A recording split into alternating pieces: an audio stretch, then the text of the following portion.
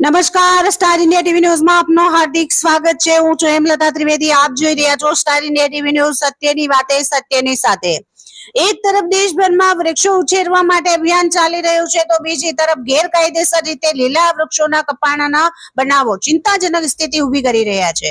દેશના વડાપ્રધાન નરેન્દ્ર મોદીના માર્ગદર્શન હેઠળ એક પેડ માં કે નામ અને સ્વચ્છતા જેવા અભિયાનો દ્વારા પર્યાવરણ બચાવવાનો સંદેશ આપવામાં આવી રહ્યું છે, તો લોકોમાં વૃક્ષારોપણ પ્રત્યે જાગૃતિ વધારવાના પ્રયાસો પણ થઈ રહ્યા છે। પરંતુ પાદરા તાલુકાના કેટલાક વિસ્તારોમાં ગેરકાયદેસર માફિયા દ્વારા લીલા વૃક્ષોના કટિંગના આક્ષેપો સામે આવી રહ્યા છે, જે આ તમામ પ્રયત્નો પર પાણી ફેરવતા હોય તેવું લાગી રહ્યું છે।